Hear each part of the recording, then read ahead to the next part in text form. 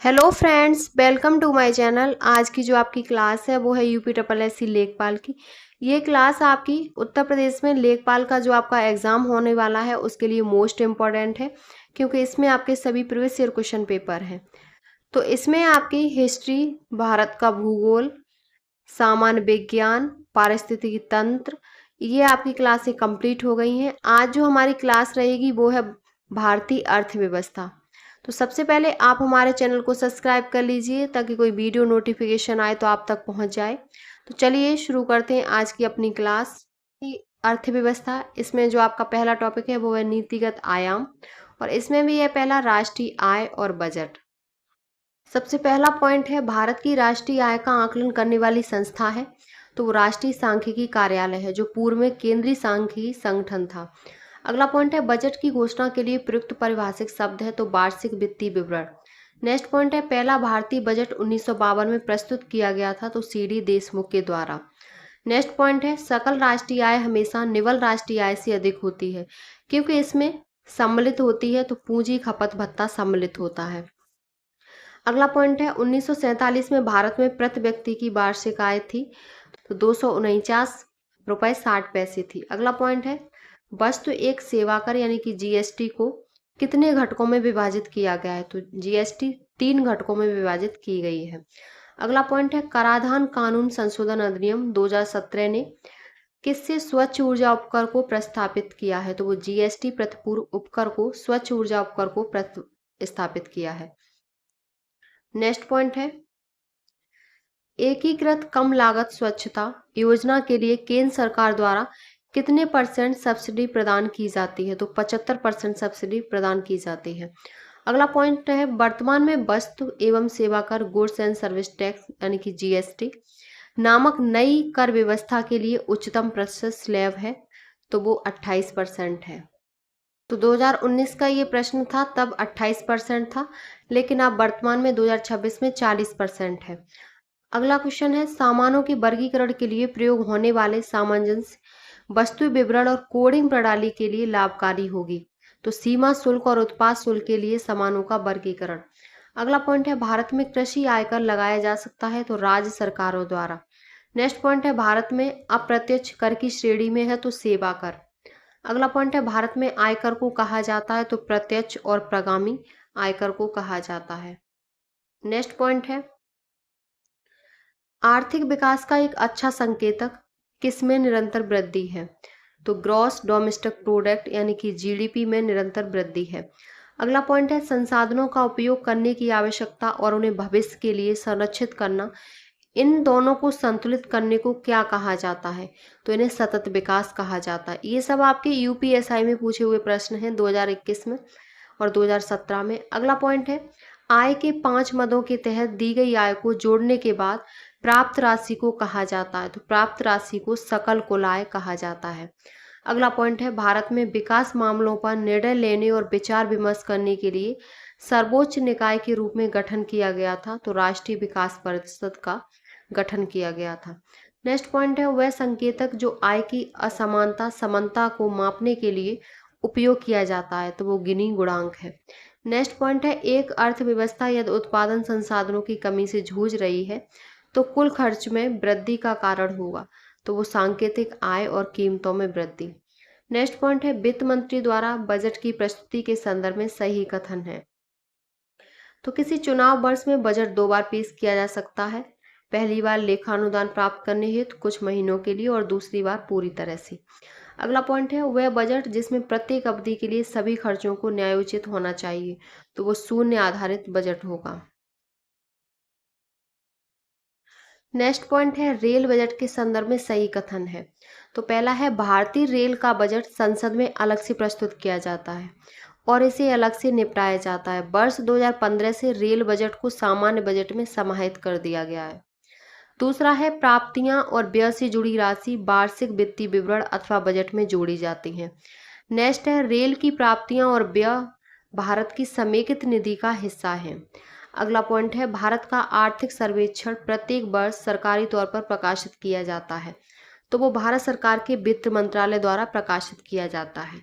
अगला पॉइंट है भारत में प्रति व्यक्ति आय कम हो रही है, तो जनसंख्या वृद्धि के कारण भारत में प्रति व्यक्ति आय कम हो रही है।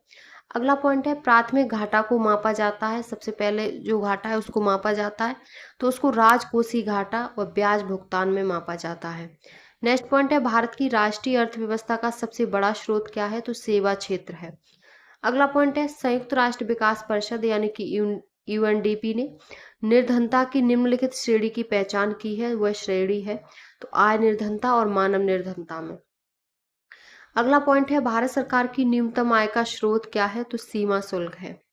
नेक्स्ट पॉइंट है केंद्रीय सरकार की पूंजी बजट प्राप्तियों का अवयव नहीं है, तो वो कर प्राप्तियां नहीं है। अगला पॉइंट है आर्थिक क्रिया नहीं है, तो स्वैच्छिक सामाजिक समाज सेवा नहीं है। नेक्स्ट पॉइंट है बीते हुए 90 के दशक में सकल राष्ट्रीय उत्पाद की अधिकतम दर थी, तो वर्ष 1996 से 1997 में।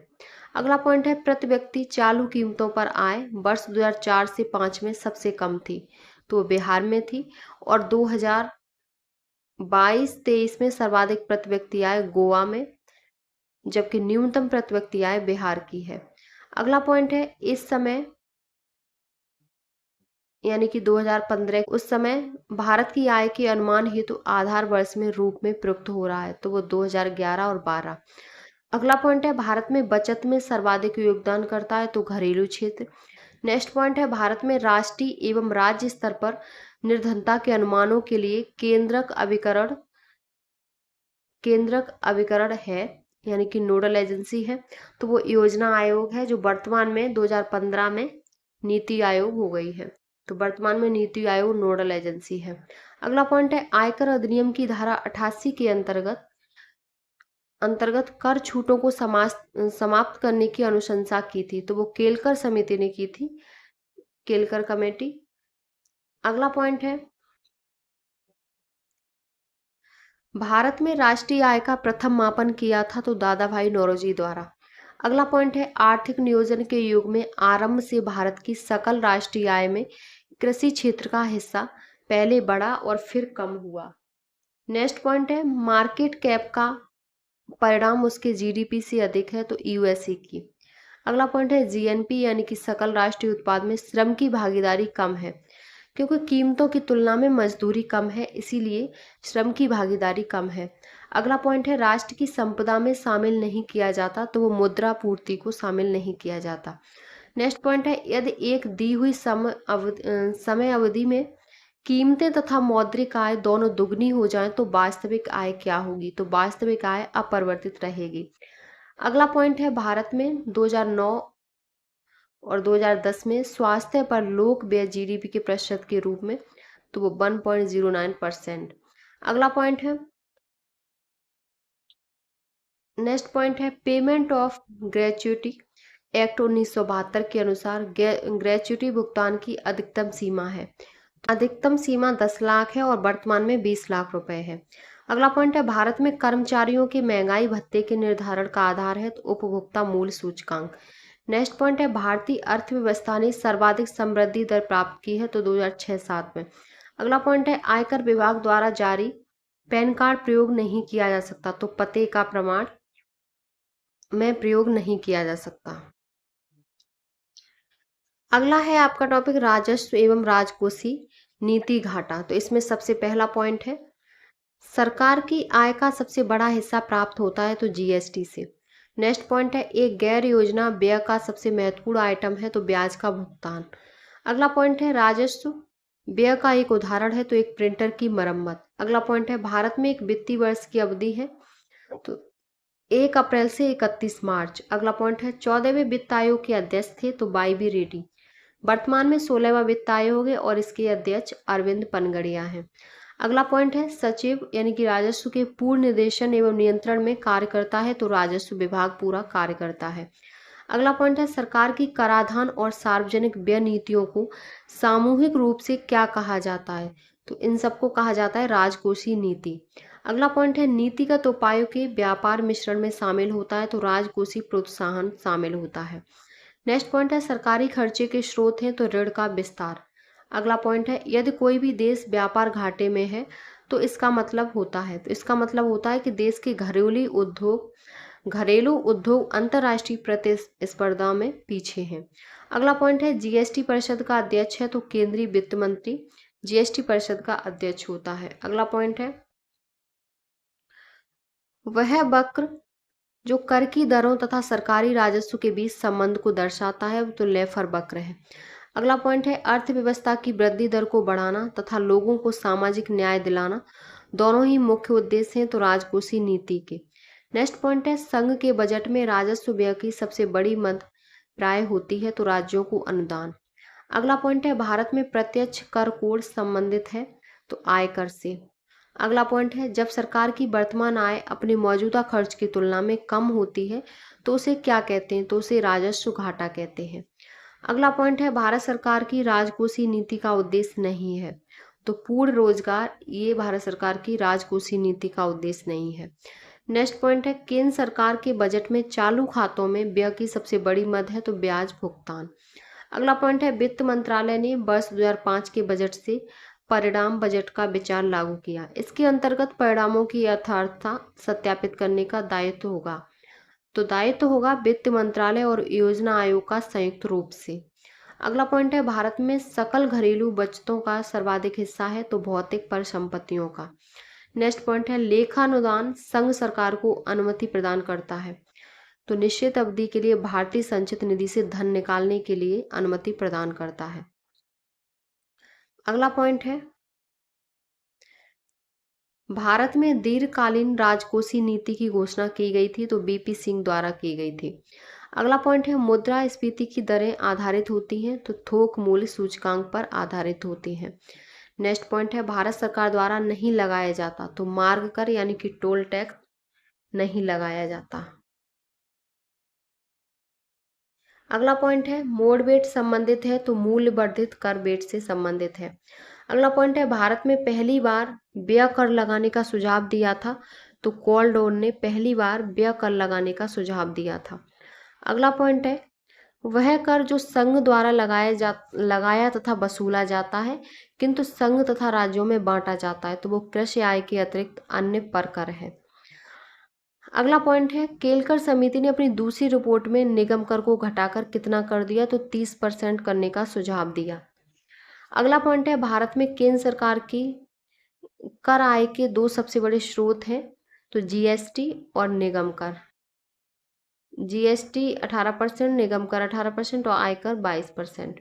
अगला पॉइंट है खरीदारों के लिए प्रत्यक्ष रूप से वस्तुओं के मूल्यों की वृद्धि नहीं करता तो वो आयकर नहीं करता। अगला पॉइंट है अप्रत्यक्ष कर है तो बिक्री कर। नेक्स्ट पॉइंट है केंद्र सरकार नहीं लगाती तो मनोरंजन कर नहीं लगाती, ये राज्य सरकार लगाती है, राज्य सरकार द्वारा लगाया जाता है। अगला पॉइंट है वर्ष 2009 से 10 में संघ सरकार की कर आय का सर्वप्रमुख साधन रहा तो निगम कर यानी कि कॉरपोरेशन टैक्स। अगला पॉइंट है प्रत्यक्ष कर है तो आयकर। नेक्स्ट है वैट लगाया जाता है तो वैट उत्पादन तथा अंतिम विक्रय के मध्य सभी चरणों पर वैट लगाया जाता है। नेक्स्ट पॉइंट है 13वें वित्त आयोग की संस्तुतियों के अंतर्गत राज्यों की भागीदारी केंद्रीय करों में न्यूनतम होगी तो वो 32% होगी। अगला पॉइंट है भारत की कृषि आयकर लगाया जा सकता है तो राज्य सरकारों द्वारा। नेक्स्ट पॉइंट है राज्य सरकारों द्वारा नहीं लगाया जाता तो निगम कर राज्य सरकार द्वारा नहीं लगाया जाता। अगला पॉइंट है आयकर छूट नहीं है तो यूनिट लिंक्ड इंश्योरेंस योजना पर नहीं है। अगला पॉइंट है सनवेट का संबंध है तो सनवेट का संबंध है केंद्रीय उत्पादन शुल्क से। नेक्स्ट पॉइंट है केंद्र को वर्ष 2007 से 8 में सर्वाधिक आय प्राप्त हुई तो निगम कर से। अगला पॉइंट है निगम क्षेत्र की आय से संबंध नहीं है तो सामूहिक अतिरिक्त लाभ कर। अगला पॉइंट है केवल संघीय सरकार के लिए होता है तो सीमा शुल्क और निगम कर केवल संघीय सरकार के लिए होता है। अगला पॉइंट है एक कर समूह जो केंद्र सरकार द्वारा एकत्र किए जाते हैं और राज्यों के साथ बांटा जाता है तो वो उत्पाद कर, आयकर पर उपकर और तटकर। अगला पॉइंट है प्राथमिक मूल्यों पर भारत की सकल राष्ट्रीय उत्पाद से सर्वाधिक अनुपात है तो राजकोषीय घाटा। नेक्स्ट पॉइंट है प्रत्यक्ष कर है तो संपदा कर।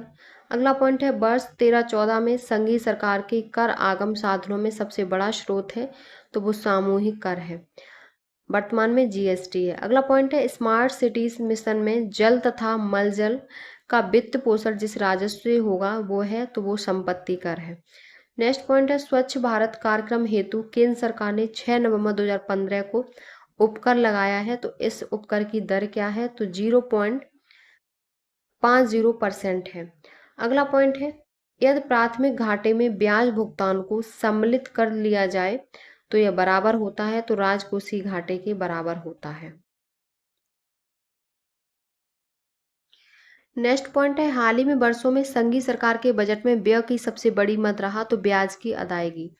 अगला पॉइंट है भारत में संघीय बजटों में सबसे अधिक रकम होती है, तो आगम यानी कि रेवेन्यू व्यय की।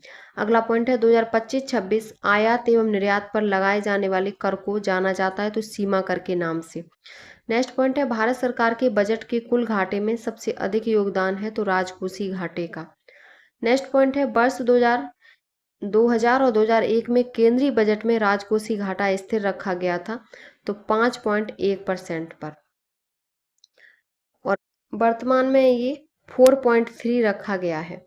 अगला पॉइंट है वर्ष 1995-96 में केंद्र सरकार की आगम आय में तट पर तथा उत्पाद कर का योगदान, तो 42% था। अगला पॉइंट है वर्ष 1996-97 की संघीय बजट में राजकोषीय घाटे का लक्ष्य रखा गया था, तो सकल राष्ट्रीय उत्पाद का 5%। नेक्स्ट पॉइंट है संघीय बजट 2011-12 में सर्वाधिक धन का आवंटन किया गया, तो ऊर्जा पर।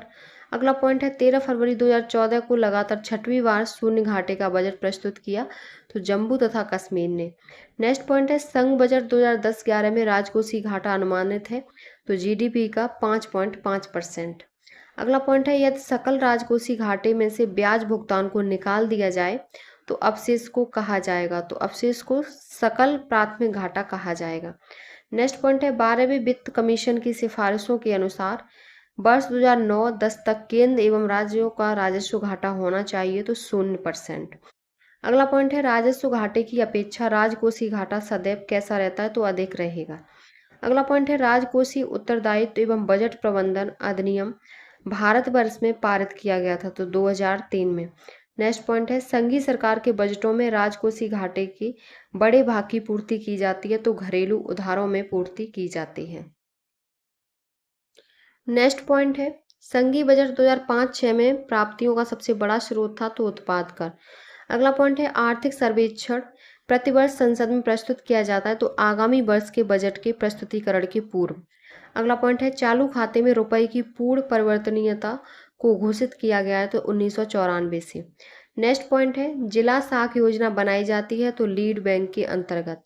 अगला पॉइंट है उदारीकरण, निजीकरण और भूमंडलीकरण की नई आर्थिक नीति घोषित की गई है, तो प्रधानमंत्री नरसिम्हा राव द्वारा। अगला पॉइंट है सट्टे द्वारा पूंजी पलायन को रोकने हेतु टैक्स से तात्पर्य है, तो टोबिन टैक्स से। अगला पॉइंट है वह कर जो केंद्र द्वारा लगाए जाते हैं तथा केंद्र और राज्यों में बांटे नहीं जाते, तो वो आयात निर्यात कर एवं निगम कर है। अगला पॉइंट है मॉडरेट योजना का उद्देश्य क्या है, तो इसका उद्देश्य है कच्चे माल के स्तर से लगा कर अंतिम उत्पाद स्तर तक प्रत्येक स्तर पर ड्यूटी से बचने के लिए। अगला पॉइंट है अगला जो टॉपिक है वो है मुद्रा एवं बैंकिंग वित्तीय समावेशन की योजनाएं।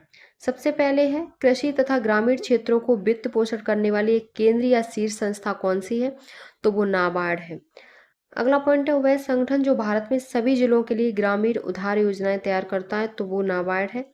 और नेक्स्ट पॉइंट है वह अधिनियम जिसने बैंकों के राष्ट्रीयकरण के लिए शर्तें निर्धारित की हैं, तो वो बैंकिंग कंपनियां हैं जो उपक्रमों का अधिग्रहण और स्थानांतरण अधिनियम 1970 के अनुसार। अगला पॉइंट है एक वाणिज्यिक बैंक नहीं है, तो वो सिडबी नहीं है। अगला पॉइंट है वह संस्था जो भारत में मौद्रिक नीति बनाती है, तो मौद्रिक नीति आरबीआई बनाती है। अगला पॉइंट है 100 रुपए का नोट हस्ताक्षरित होता है, तो आरबीआई के गवर्नर द्वारा हस्ताक्षरित होता है। अगला पॉइंट है यदि आरबीआई नकद कोषानुपात को घटा दे तो साख सृजन पर क्या असर पड़ेगा, तो साख सृजन बढ़ जाएगी।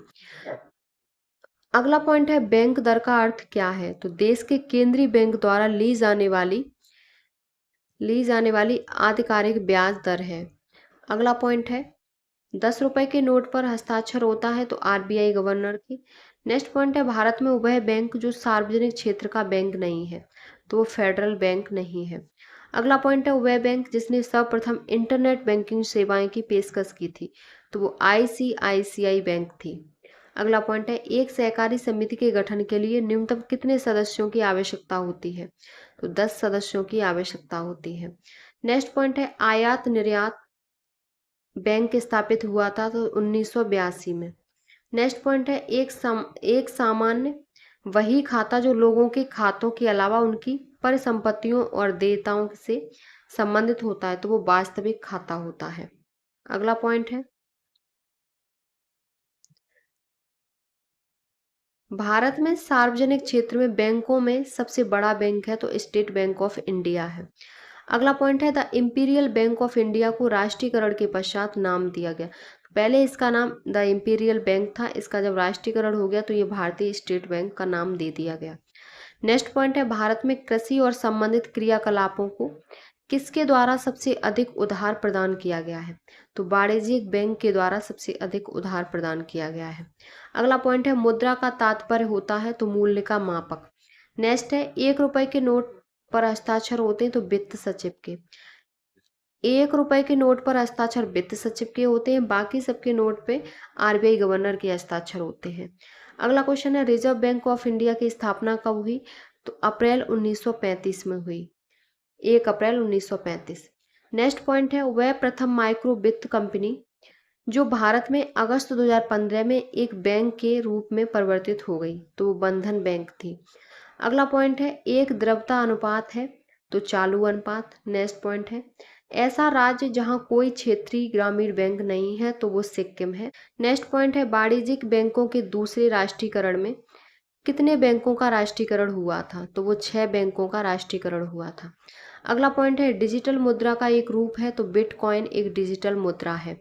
अगला पॉइंट है संसद ने स्टेट बैंक ऑफ इंडिया के साथ कितनी बैंकों को मर्ज करने के लिए स्टेट बैंक विधेयक 2017 पारित किया था, तो 6 बैंकों को मर्ज किया था। अगला पॉइंट है नाबार्ड का विस्तृत रूप क्या है, नाबार्ड की फुल फॉर्म क्या है, तो national bank for agriculture and rural development है। अगला क्वेश्चन है और इसका नाबार्ड का मुख्यालय मुंबई है। नेक्स्ट पॉइंट है आरबीआई की जब स्थापना हुई तब इसका केंद्रीय कार्यालय स्थित था, तब इसका कोलकाता में था, वर्तमान में मुंबई में है। अगला पॉइंट है भारत में सिक्कों की ढलाई का एकमात्र अधिकार किसके पास है, तो वो भारत सरकार के पास है। अगला पॉइंट है रिजर्व बैंक ऑफ इंडिया द्वारा नियुक्त एक वरिष्ठ अधिकारी है जो ग्राहकों की शिकायतों का समाधान करता है, तो वो बैंकिंग लोकपाल होता है।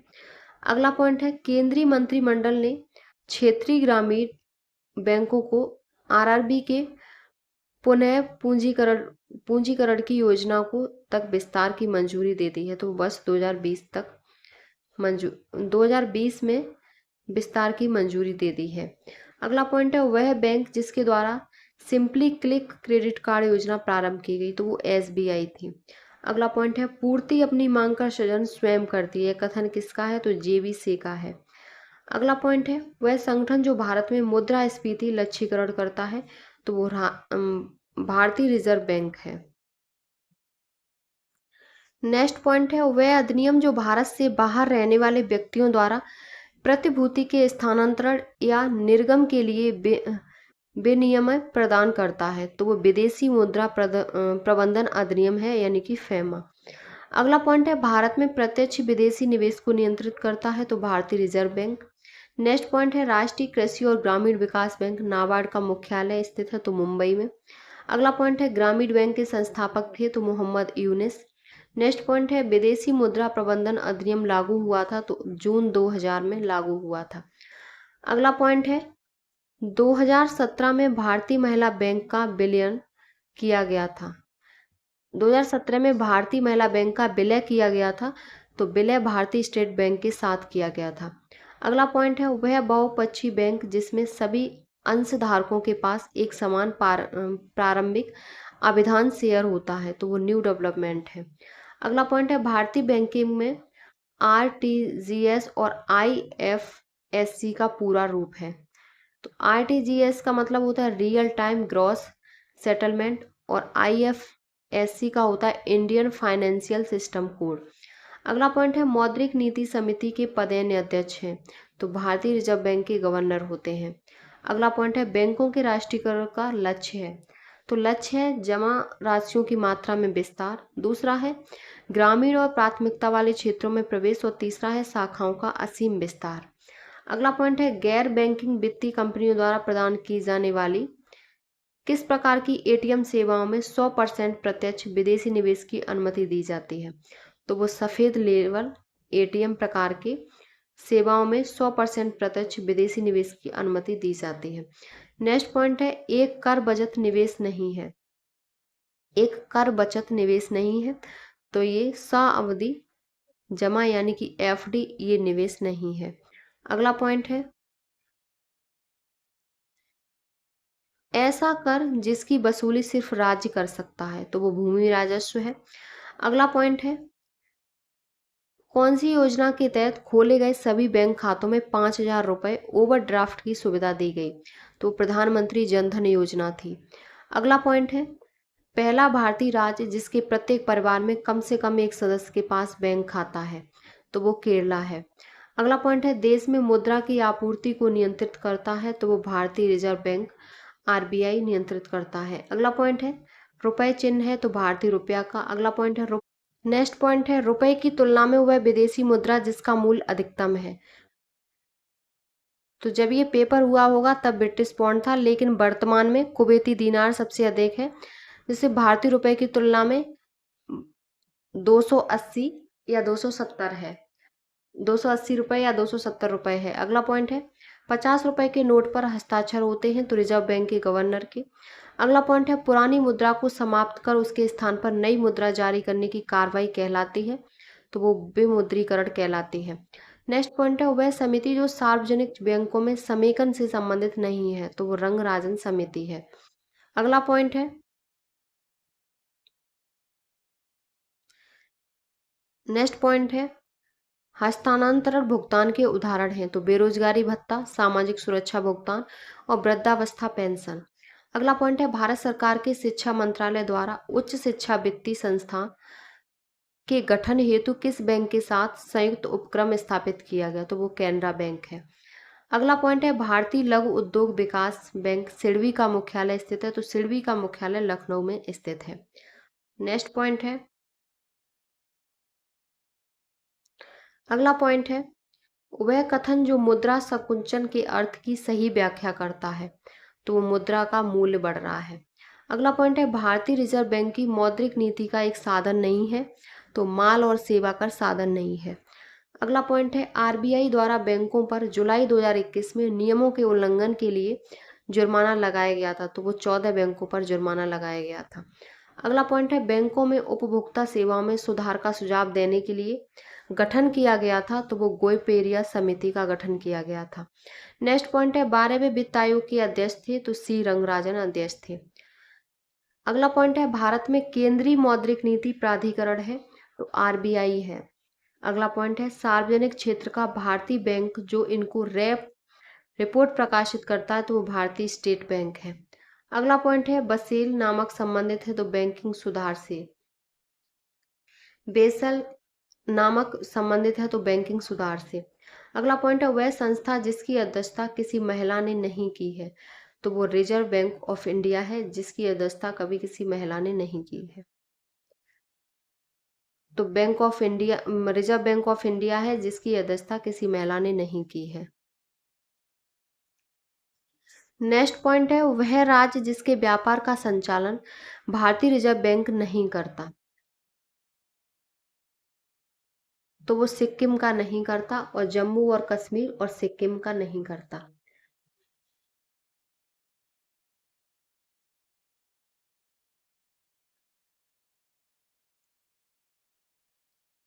तो आपका वह राज्य जिसके व्यापार का संचालन भारतीय रिजर्व बैंक नहीं करता, तो वो जम्मू और कश्मीर और सिक्किम का नहीं करता। अगला पॉइंट है भारत में एक के सिक्के जारी करने के लिए अधिकृत है, तो वित्त मंत्रालय अधिकृत है। नेक्स्ट पॉइंट है भारत में व्यावसायिक बैंकों द्वारा साख सृजन का नियंत्रण करता है, तो भारतीय रिजर्व बैंक करता है। अगला पॉइंट है आरबीआई के खुले बाजार संचालन यानी कि ओपन मार्केट ऑपरेशन से आशय है, तो वो है प्रतिभूतियों का क्रय विक्रय। अगला पॉइंट है रिजर्व बैंक ऑफ इंडिया के नोट निर्गमन विभाग को अपने स्टॉक में हमेशा रखना चाहिए। तो रुपए 115 करोड़ का स्वर्ण। अगला पॉइंट है भारतीय मुद्रा में 1 रुपए का नोट जारी किया जाता है तो भारत सरकार के वित्त मंत्रालय के वित्त सचिव के हस्ताक्षर पर। अगला पॉइंट है भारतीय रिजर्व बैंक को करेंसी नोट छापने का अधिकार प्राप्त है तो 10,000 करोड़ तक एक वित्तीय वर्ष में छापने का अधिकार है। अगला पॉइंट है भारतीय रिजर्व बैंक द्वारा सीआर में वृद्धि से तो अर्थव्यवस्था में मौद्रिक तरलता में कमी आती है। अगला पॉइंट है बैंक दर वह दर है जिस पर आरबीआई वाणिज्यिक बैंकों को उधार देता है। नेक्स्ट पॉइंट है अक्टूबर 2001 में भारतीय रिजर्व बैंक द्वारा बैंक रेट 7% से घटाकर कर दिया गया। तो ये आपका करंट का क्वेश्चन है 2001 का। तो ये 2001 का डाटा है, लेकिन 2026 में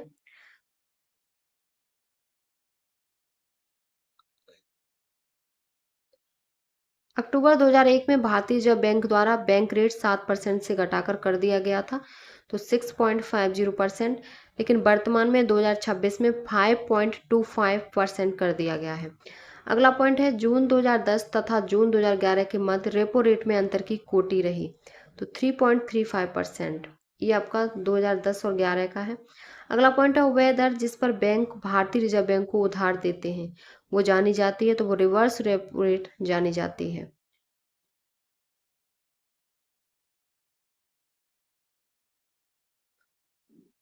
तो जून 2010 तथा जून 2011 के मध्य रेपो रेट में अंतर की कोटि रही तो 3.35%, लेकिन वर्तमान में जो जनवरी से मार्च तक जो अंतर है तो वो 5.25% है। अगला पॉइंट है वह दर जिस पर बैंक भारतीय रिजर्व बैंक को उधार देते हैं वो जानी जाती है तो वो रिवर्स रेपो दर जानी जाती है, यानी कि रिवर्स रेपो रेट जानी जाती है। ये आज की आपकी क्लास भारतीय अर्थव्यवस्था की कंप्लीट होती है। ये क्लास आपकी उत्तर प्रदेश के सभी एग्जाम के लिए मोस्ट इम्पॉर्टेंट है। अगर आपको हमारी वीडियो पसंद आई हो तो प्लीज़ चैनल को like, subscribe, share and comment करें।